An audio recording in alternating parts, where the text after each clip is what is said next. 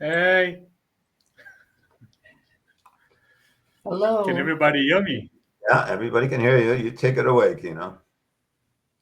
Cool. Welcome to episode 3. I'm surprised that we actually managed to do episode 3 when we planned to do episode 3.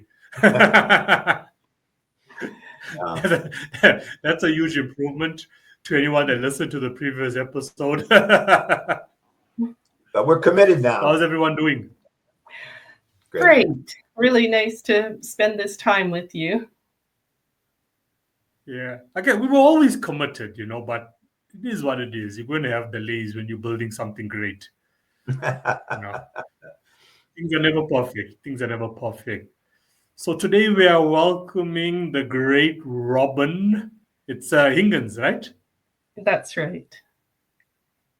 As I Robin Higgins to episode 3. Dawn, Robin. So it's the most casual conversation you can ever have. Like what you mentioned before we could go live. It's like just being in a coffee shop, 3 friends having a general conversation. That's how it is, and that's how we keep actually all the podcasts that we do, casual, because we're trying to show, majority of the population, from an intellectual IQ, EQ point of view, the moment you start using fancy words or jargons or you're looking too serious, we're not really building that relationship with them. And those are our main players at the moment on the ground to make the change we want to make with creating Team Human. So we're going to start the show off with Don explaining what is the mandate for creating Team Human. I'm going to share the screen. And yeah, Don, you can take it from there and then we'll come back. Kino interviewed me months ago about on a book that I wrote, and he does several podcasts, and one is to interview writers from around the world. And we had such an enjoyable interaction that afterwards, I think the whole thing went on for about 2 hours.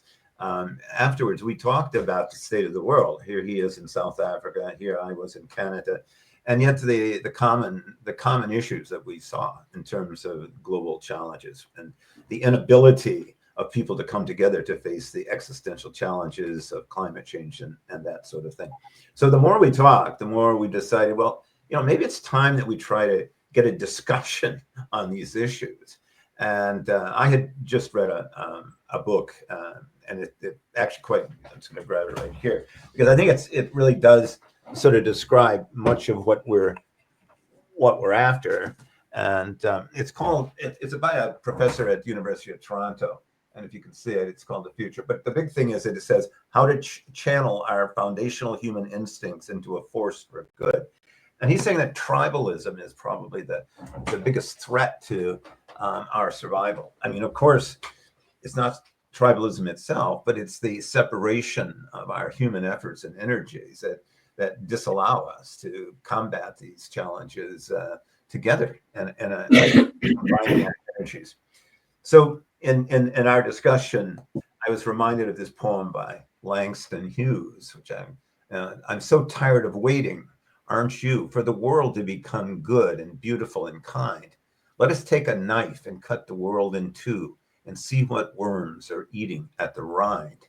So that was kind of our theme. Let's try to cut the world in two. And what is it that's keeping us, even when we know it's in our best interest, to find commonalities rather than differences? What is it that eats away at that and makes that so difficult? So we had an initial panel where we kicked that around. And then since then, we've been inviting individuals with particular backgrounds in this area about multiculturalism, intercultural relations, people who've worked in the field, not just talked about it or taught about it, but have actually worked in the field and faced the challenges of tribal differences. And Robin absolutely personifies that. Ever since I've known her, which is a long time, over 45 years? I don't know. It's been a long time. She's been working all over the world in so many interesting capacities.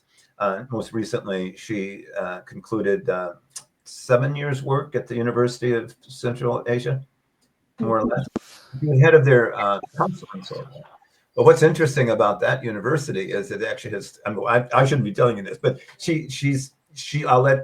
she combines so many different cultural groups, so many different ethnic groups in a university that's never been really attempted before. And I think it's an extraordinary example of what we're talking about when we talk about creating Team Human. So I'm going to leave it at that and turn it over to Robin. And maybe, Robin, just tell us a little bit about your background. And I hate that term journey, but it has been a hell of a journey, with working with Canada World Youth and so many other things. So I guess the international part of my journey really did start with Canada World Youth, which was an organization that ran for a long time. I think 35 years, where a group of youth from Canada would partner with youth from another country. And they would spend 4 months in Canada doing community development work in small towns, and then go to a small town in another country. And in my case, it was Indonesia. So we lived in Williams Lake, which is a remote little cowboy village in Western Canada. And then we went to Sumatra and lived in a little village with no electricity, and the only toilets were over the fish pond. And we were helping in the village, but mostly learning from the people, the Sumatran Muslim people, about their life and how their whole ecosystem and village system work together. And so that really opened my mind to so many aspects of development and cultural intelligence.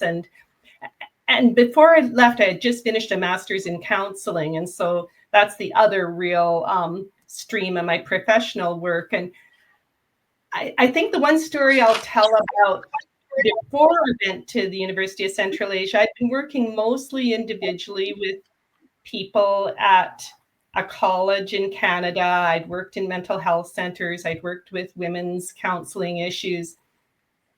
But at some point, I started to really think of the environment that mental health issues arise in. And it's not to say that people don't have predispositions or struggles, but I also think there's environments that help people to thrive. And the really competitive, stressful environment of a lot of schools and colleges and universities wasn't helping people's mental health. They were talking about all across North America a mental health crisis. And I ended up partnering with this really interesting fellow who headed the center, or was part of the Center for Addictions Research at the University of Victoria. And he was a philosopher who was working for this organization. And he had this metaphor that if a frog is in a pond and it gets sick, we don't give that frog antibiotics. We wonder about the pond's health and about the ecosystem that makes a frog sick. And so we really started at the college level to look at what creates healthy culture. And a lot of that was through food and art. So that became a lot of my foundation, is cooking clubs where people would come together and cook and eat a meal and have discussions, and art projects. And so that became some of the things that I carried over when I did go to Kyrgyzstan, to the University of Central Asia. So maybe I'll pause there and you can sort of think about that integration of my trajectory. Yeah, I mean, first of all, when I haven't really heard that. I hadn't heard that story. If I had, I forgot, which is quite possible, about the frog in the pond.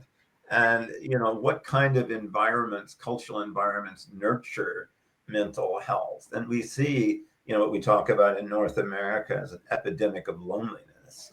And yet, there's so many opportunities for virtual contact, but they don't mean much when the community is missing. And so maybe you could explore that a little bit more in the context then, because when you were teaching at the University of Central Asia, you actually had campuses in 3 countries, right? It actually has only ended up being 2 countries. The original vision of the Aga Khan Development Network was Kyrgyzstan, Tajikistan, and Kazakhstan. The one on Kazakhstan has not ever happened yet. There's been land conflicts. And so at this point, there's only 2 campuses, but I was there for opening of the campus on Kyrgyzstan, and then I moved to Tajikistan to open that campus a year later. So, and those two are still going. And one interesting little part of that whole journey is 2 weeks ago, one of my students that I first met in September 2016, I remember this busload of students arriving from Bishkek, the center in Kyrgyzstan, and there was people on the bus from Kazakhstan, Tajikistan, Kyrgyzstan, Pakistan, and later we had people from Syria and Afghanistan as well. But it was quite exciting watching the students and knowing this is a university that may last hopefully decades or centuries. And this is the very first group getting off the bus. There was that real sense of excitement of what are we creating together. And His Highness the Aga Khan, who just died a few weeks ago, said 1,000 years ago, Cambridge and Oxford were just tiny villages. And then when you bring education to this small town in the mountains, who knows what impacts that could have when you're, so it was, they're both of them are in very little towns in the Tian Shan and the Pamiri Mountains. And it's this sense of how do we interact with the local people, with the environment to create something new? And the answer is, I mean, I guess. Actually, I didn't finish my story too. So 2 weeks ago, the student from Tajikistan, who's now graduated, he finished a master's degree at the University of British Columbia in Prince George in environmental science. He's working in Vancouver, but on the very first day that he came to Kyrgyzstan, he was partnered as a roommate with a young man from the high mountains of Pakistan in the Hunza area. And that fellow, Safdar, is now doing his master's degree in Vancouver. So they started, like, I guess it's 9 years ago nearly, as roommates, and now they're living together in Vancouver. So that's like a little version of Team Human, because Mish spoke very little English at that time. He was really learning, and Safdar's background was from the northern mountains of Pakistan, and they've kept this friendship. So, I mean, it can happen that those really bridges can build across these worlds. And not only that, in an go ahead, Keelan. No, you can go first. I was going to say, in an institutional setting like that, where you had certainly hundreds, I don't know if you had thousands of students or not, but let's say hundreds of students from, well, you've already described 5 or 6 or 7 different countries. How did you build that Team Human in that setting? I mean, I was just sort of thinking before we got on of some of the potential divisions there. I mean, you had ethnic, you had national, you had linguistic, you had religious, you had economic, and we probably could come up with a whole bunch more. So given those divisions that seem to riven us as a people, how did you, and you were in many ways a central role of doing that as the head of counseling, how did you help overcome the any distrust of the other? And I'm, naming some of those countries, I'm sure there was some. How did you do that? That actually was my question, by the way. It definitely wasn't easy, and it had its really crazy moments, I've got to say, where we really felt how difficult it is sometimes to cross some of those human prejudices that have built up over time.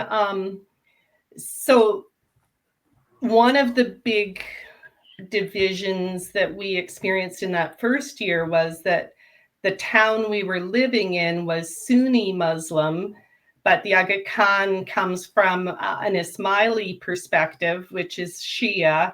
And so there was a lot of mistrust that this university was going to come in and try and change them or try and convert them to something else. So that was one of the big divisions.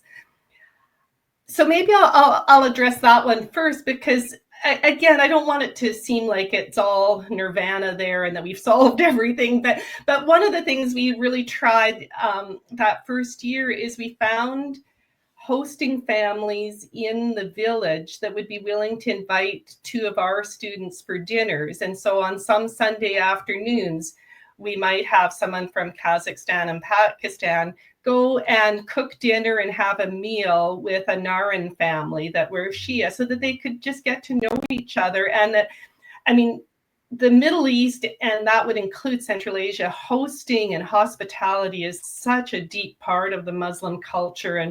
And so then the Naran families loved cooking with them and showing them their mountains and their home and their animals. And so that was one bridging thing. And even maybe I'll go back right now to my counseling job in Canada, because I think that's where I started to realize how important food is in creating Team Human. And it really came, the idea, from one student I had, an 18-year-old boy who came into my counseling office and was really depressed and quite suicidal. Like he'd never been away from home. He was in the music program, a talented musician. And we just were talking about what was supporting him and what were some of the challenges. And in our little, very rural college, there was no cafeteria service in the evening. So people had to cook for themselves. And he'd never done that. So he was eating craft dinner twice a day for weeks on end. Like he would make this huge pot. And I don't know, Kino, if you know, it's sort of basically noodles with a chemically orange sauce on them. He wasn't having any fruit or vegetables or protein. He didn't know how to shop. He didn't know how to cook. And I know that nutrition isn't the whole picture with mental health, but it was also the loneliness. And so out of that, I got funding from a provincial organization to start a dinner club. And so it was mostly boys would come, and on Wednesday nights we'd go shopping. I'd teach them how to buy vegetables and find things on sale. We'd make a meal together. Then we'd set the table, and some of them didn't even come from families that would have meals together. So we'd put down a tablecloth, and sometimes I'd have flowers. We'd put on music and then have a conversation. And I started to realize how much a culture building happens while you're cooking and eating and sharing together in that very basic human unit. So we started that on the University of Central Asia too, sometimes different faculty. So I told you the nationalities of the students, but we also had faculty from Canada and the US and Azerbaijan and Iran and Pakistan. And there was all kinds of stresses among the faculty as well. So it wasn't an easy road, but sometimes the faculty would host groups of students that were interested on a Sunday night in their apartment.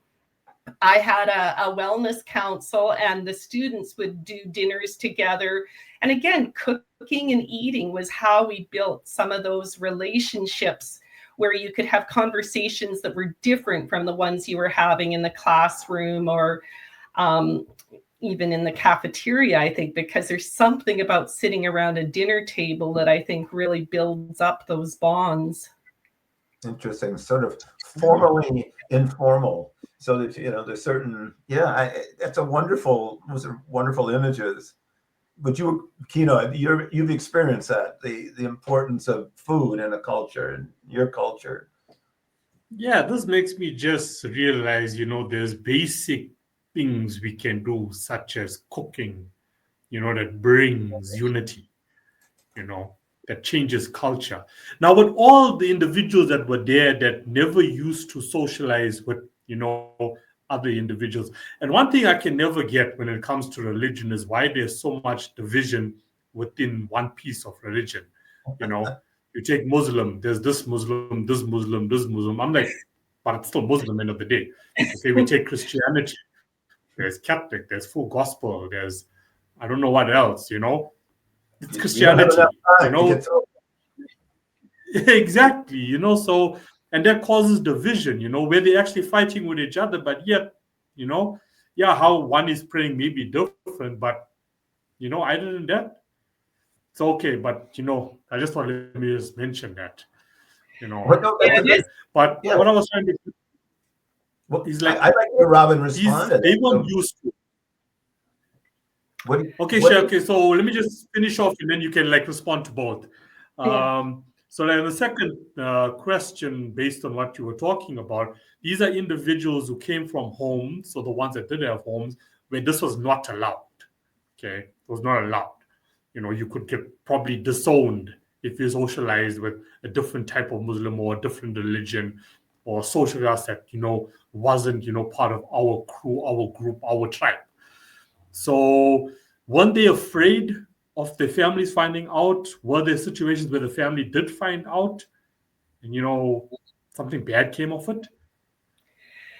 No, that wasn't one of the issues. We had a lot of issues on campus, but I think most anyway of the families that would work with their child to come to this university had already sort of crossed some bridges in realizing this was a very pluralistic center of learning. I think if you had felt really strongly about your religion, you probably would have chosen a university that was more homogenous. And so it wasn't an issue for the parents of our students in general, although I imagine some of them were worried about, I think they might have been worried that they'll become too westernized, because a lot of the faculty, especially at that point, were from North America or Europe.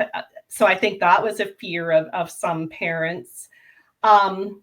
In terms of religious divisions, I think it goes back to your book about tribalism, Dawn, the cover you showed. And I think there's just this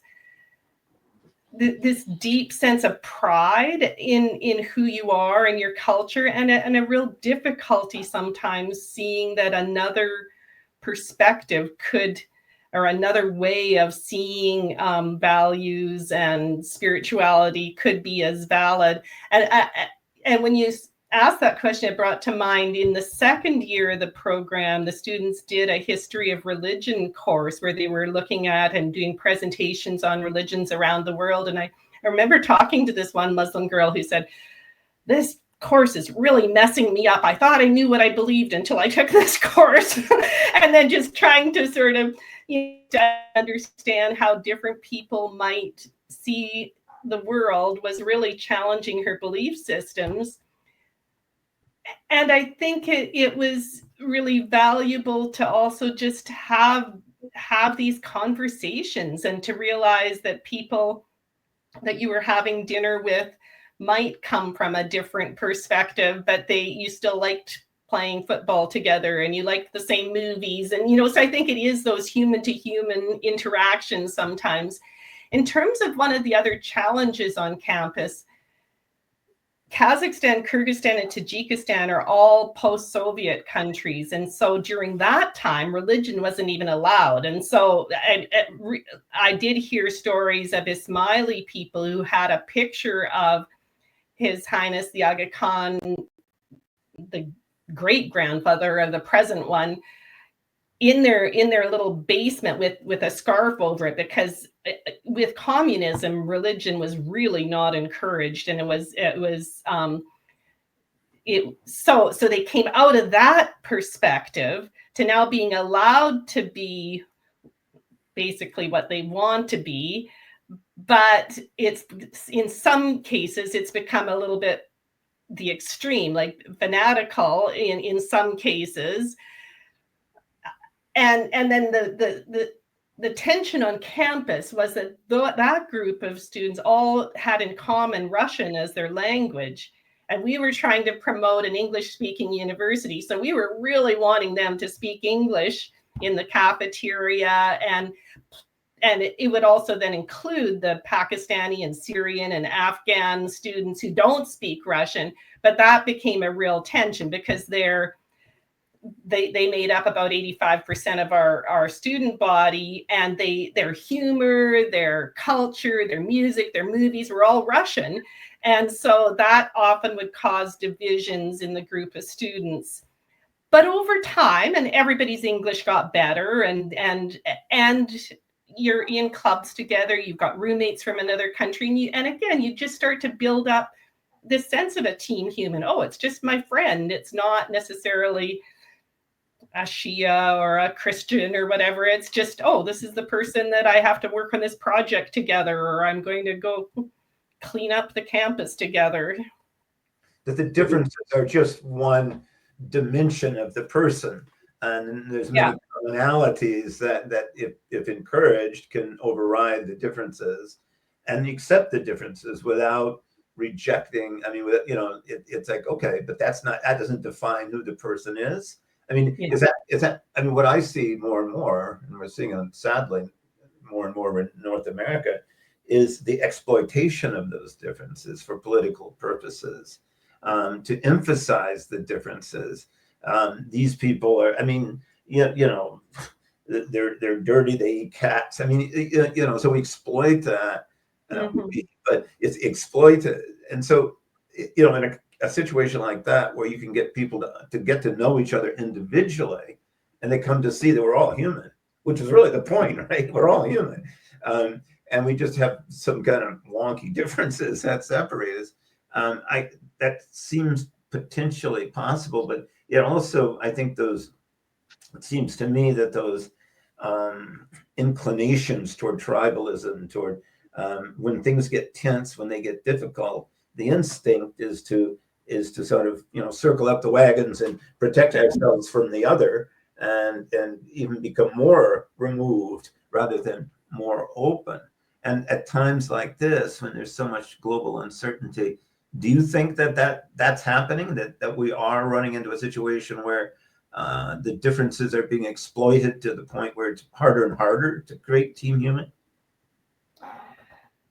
I really feel that in North America. I feel like the campuses, if I go back to UCA, I think they're getting better and better at finding ways, and even the younger generations. I mean, it's only, I guess, the 8th year of the campus, but I think the younger people have had more and more exposure to movies, and they have in common that they all listen to the same pop music, that they I feel like that in that context there's less tension, from what I can tell, than there was when we first started and we're trying to figure all this stuff out.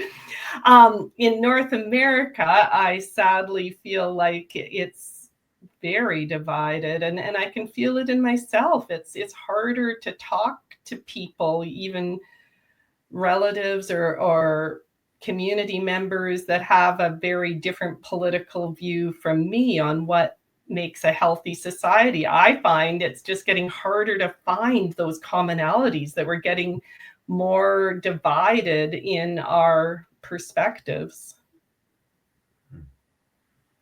Do you have any thoughts about how we overcome that? I guess we all have big dinners together. Well, why do you feel that we're getting so divided? It's not getting better, it's getting worse. Why do you feel like, in your honest opinion, when you look at the world, you look at your work, why are we getting more and more divided? I do think social media and media has one part of it, the fact that we're all in these bubbles. I think it was, when I was growing up, I think everyone got the Vancouver Sun or the Globe and Mail and was reading and watching the 6 o'clock news. And now I think people, including myself, mostly read things that confirm my point of view. I think that would be one part of it, that we're not we're getting more and more reinforced in particular ways of seeing the world. Yeah, that's the one that really comes to mind for me right now. And I do feel like education is the way that we get this mix of people from different places and different socioeconomic groups, and where you can have these conversations and get to know people. But otherwise, I think it just is getting more, we're getting more fixed in our own version of the world. Getting manipulated by our phone. Getting manipulated. Funny enough, on my podcast last night, which is called Talking Back to Suicide. The guest I had on, he is from Australia, and social media came up again. It's the main cause, because we go onto social media, we think, Don's life is so perfect, and things have just worked out for Don. He didn't have to work a day in his life. We get that perception and it gets stuck in our head. And then we look at our life and it like sucks. But the thing is, the reality offered behind that phone, Don's life isn't that great. There's a lot of hard work that's put into it to get his next book out, which they don't see. So we can't control that. And once again, a battle I've been fighting since 2021 in my own community. If parents, if teachers don't control the usage of social media or phones in the premises of the school, at home, if you're sitting at the dinner table and your child is on the phone, if you're not controlling that, you are just to blame. So what I love about the guest I had last night is we don't know how to resolve, suicide rates with teens going into adults. But what he's done is trying to now get to the kids between the ages of 5 and 10. So if I can recondition their mind, I can prevent suicide for them, going into the future. So do we need to have, I know we need to sort out the division with teens and adults, which, we don't have any one solid solution. But should we also start focusing like our mandate, with kids, with the generation of future? Because the Gen Zs and the generations to come, they are questioning, they're questioning the rules in a certain culture. They're questioning why does the mosque or the church or the temple operate in such a manner. They are questioning these things. And if anything, the politicians at the top, the guys who, use this for their, their own political agendas, whatever, whoever, they're actually scared of the younger generation and the generations to come, because this generation is starting to ask questions. No, why must I do that? What does that mean? Whereas previous generations were like, okay, this is doctrine, we're going to follow this. We're not going to question it. We're just going to follow it. So maybe something yeah. One thought I had as you were talking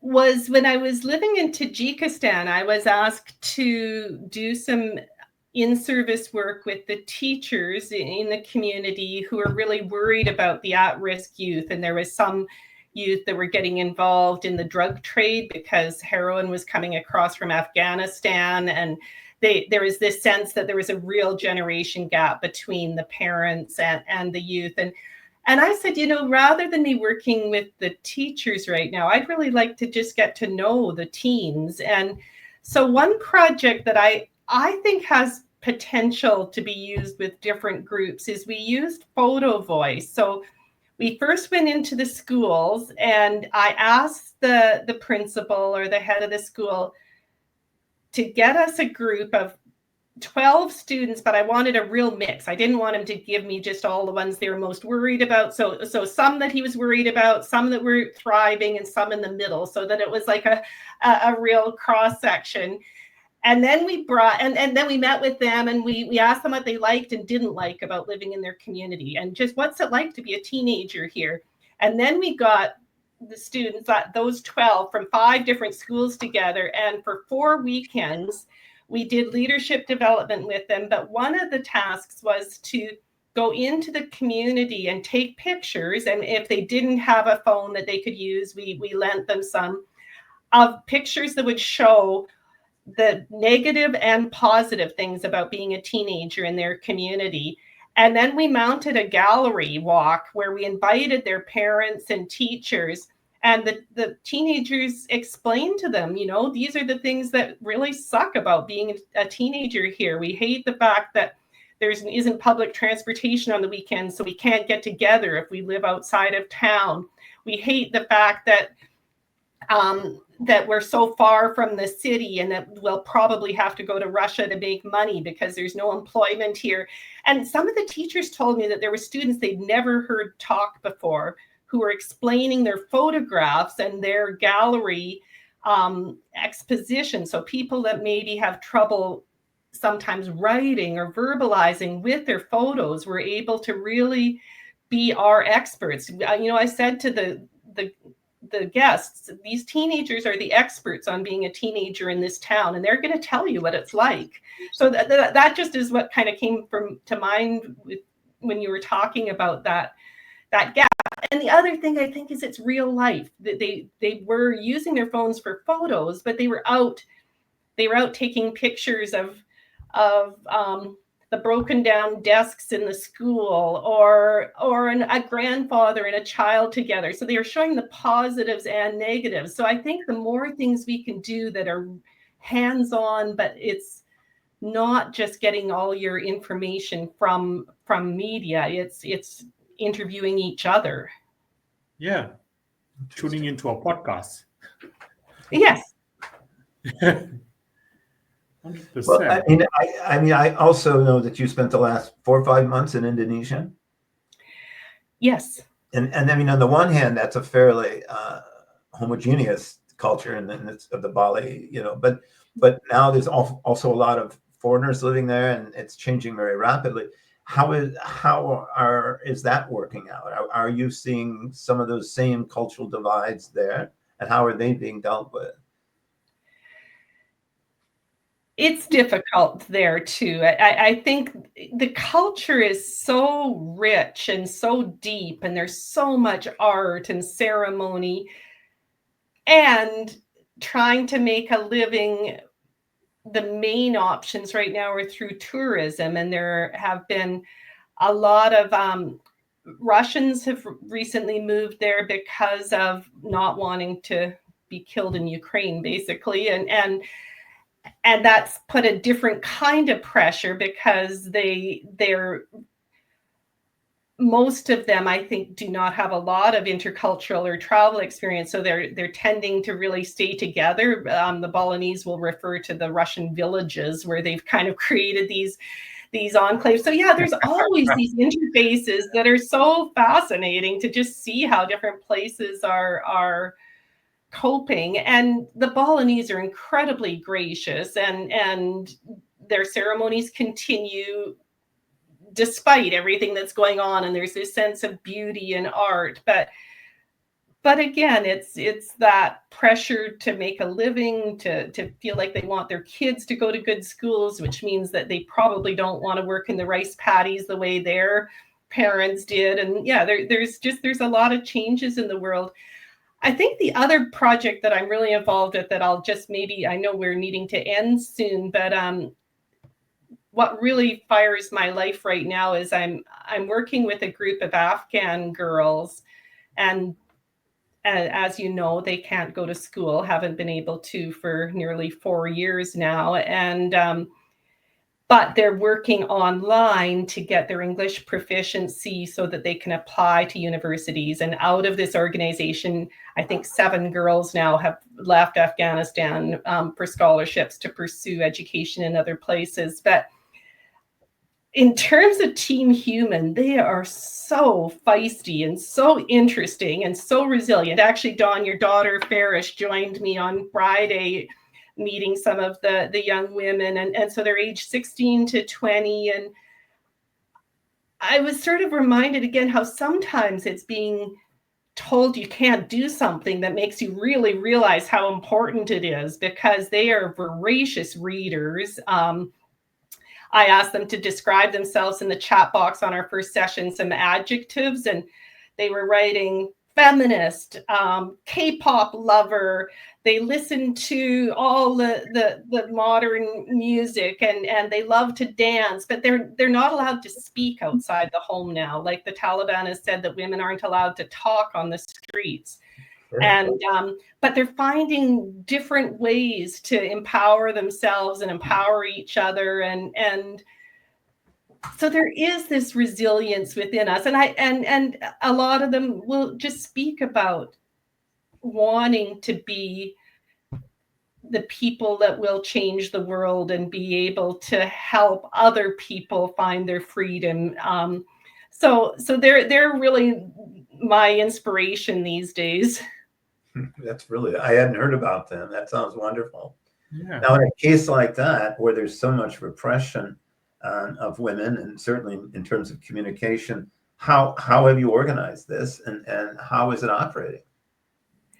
How So did they it's get out? really, pardon?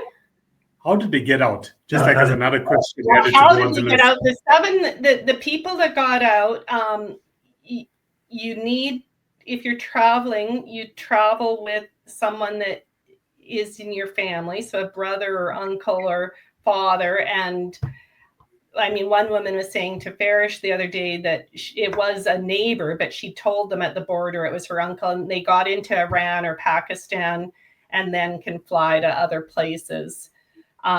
So it's kind of ironic when you're escaping to Iran, isn't it? Yeah, yeah. No, and some of the students, but some of the students are now in Pakistan, Iran, Canada, Denmark. So they've been refugees that left when Afghanistan changed. Most of them, though, are in Herat and Kabul, but they're working towards completing enough English training that they could take their IELTS, and within this organization, they are getting mentors that are helping them write their university applications, and looking even within where they are now, what can they do? And so a lot of them have enough English that they're now teaching the younger girls who can't get any education after grade 6. So at least this group has had some high school before it all changed, but they're finding ways. So another way that they told me is sometimes they'll go just one by one to somebody's house. Their brother will walk them there, and then they'll do homeschool online education together. But they're kind of finding these underground ways to connect and learn. And so, I mean, Team Human has got through a lot of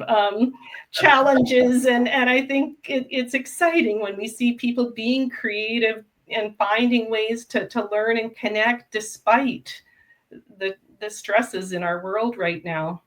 I think that's a great way to end. The Team Human is hard to suppress, and we're pretty damn resilient, and and I think those kind of inspirational stories, geez, we don't hear enough of those, exactly. I really appreciate your sharing all, and also some really great positive ways of helping to bring people together. And I always remember Wayne, that's Robin's husband, talking about his mother, who was really bigoted and prejudiced, but her best friend was a Vietnamese woman, because that was a person, that was her friend. She wasn't Vietnamese. Those are Vietnamese, those people out there. And I think if we can get over that kind of group, dislike and distrust, and find people, and she has a lot more in common than we have differences. Anyway, that's been a great.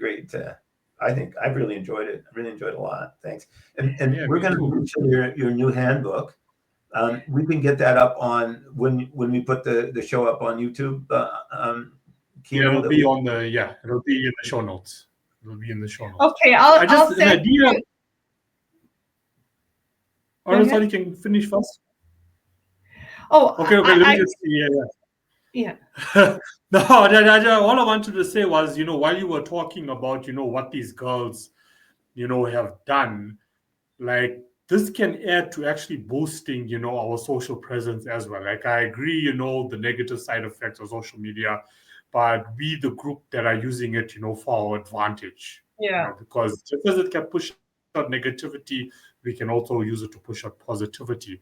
I was just hoping, that, okay, I don't know if the girls are on social media or not, or they're at that stage, or they're allowed to use it. But it can even come from you, where you can go over to the Creating Team Human Facebook page. I can share it with you on email, and just post about these girls, how they are practicing Team Human. This is what's going to help us, push this channel to one day millions of people. Because, at times I think to myself, even though we can say the majority of humanity is still sleeping, practicing selfish acts. But for all we know, they could possibly be by now the minority. It's just people that haven't spoken up, until they can see, okay, maybe a post from us. Okay, look what these girls are doing. They came from Afghanistan. They're practicing Team Human without even knowing about creating Team Human.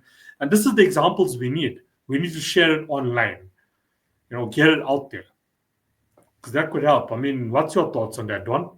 Yeah, absolutely. And I just wanted to follow up with, like Robin has compiled, as I mentioned, this wonderful handbook of activities for encouraging Team Human. And she's made it available online for free for people who want to use it. And so it's available in hardback, but it is available online. Isn't that right, Robin? Yes. I think the best version of it is the Pressbooks free version. However, if you do pay for it through Kobo or Amazon, all the proceeds are going to the Kaaj project, which is this Afghan women's project. And this particular group of girls are mostly Hazari, and their school was bombed, I think 2.5 years ago. So 60 girls were killed in the bombing. And so some of these students lost sisters and friends at that time. But the project has come out of really wanting to support and help this group of female students progress. And the handbook is free through Pressbooks, and especially the last section of it really focuses on community development, things like Photo Voice and the Dinner Basket Project and World Cafes, and different ways you can bring people together to listen to each other. And what's the title of it again? Pathways to Connection. Pathways to Connections. And we'll put that up on the on the site when we do the broadcast. Yeah, so Robin, I'll send you the Facebook page link, direct, will take you there. And then you can send us also the links for the books, for the material, and then we'll add it on the show notes. But also when you post, it won't go through on the page straight away. There's moderation, so it'll come through Dawn and I first just to approve. But you can also just share the links, Okay. Check out this link, to learn Wonderful. about ABC. Maybe one day, maybe 2 or 3 of the girls, you might want to interview them on Team Human. They're yes, wonderful. of course. I mean, that's what it's about. That's what we want to do, for the next 2 months, is we can push for every Sunday from now until the panel actually happens, to just have individual guests, get their story, showcase them, formally invite them to join the panel, and all of us in one room together at the end of this road. I was actually thinking, Dawn, like we do it like every quarter. Large. Yeah, so like January, February, March. Now we got April, May, June. So end of June, we do the panel with all the guests that we've interviewed individually.